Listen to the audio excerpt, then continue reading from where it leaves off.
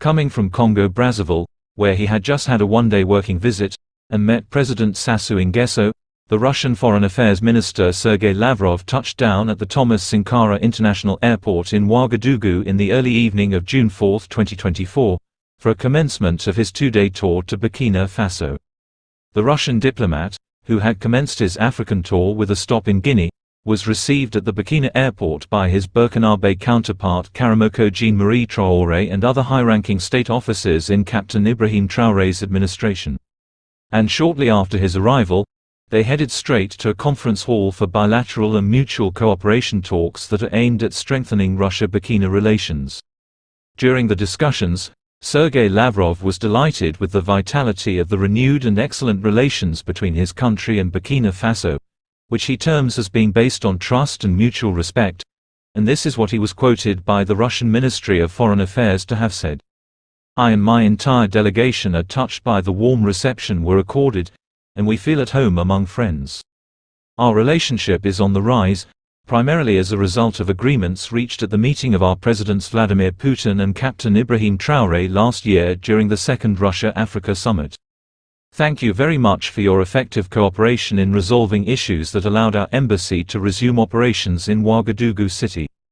We are implementing a program of resumption of Russian diplomatic missions in Africa. Burkina Faso was the first country to do this quickly and efficiently. Our relationship has a good history, and it is based on mutual respect, trust and interaction, and contact is very intense on all levels." In addition to the meetings of our presidents last year in St. Petersburg, the head of the transitional government, the chairman of the Transitional Legislative Assembly, and other officials and delegations visited Russia with working trips. The State Duma of the Russian Federation operates a group on liaison with the Parliament of Burkina Faso and other African countries. Some deputies are present here, that is Savaliv and Chepa, who actively implement projects of a non-governmental organization called the Center for People's Diplomacy. In line with this structure, a Russian House was opened here, where Russian language courses are organized. It will bring us closer together further, to ensure the emergence of new government members and ministry employees. Certainly, our talks today and tomorrow will help to set specific tasks set out by our presidents in July 2023 in St. Petersburg and will give a new impetus to friendly relations between Russia and Burkina Faso.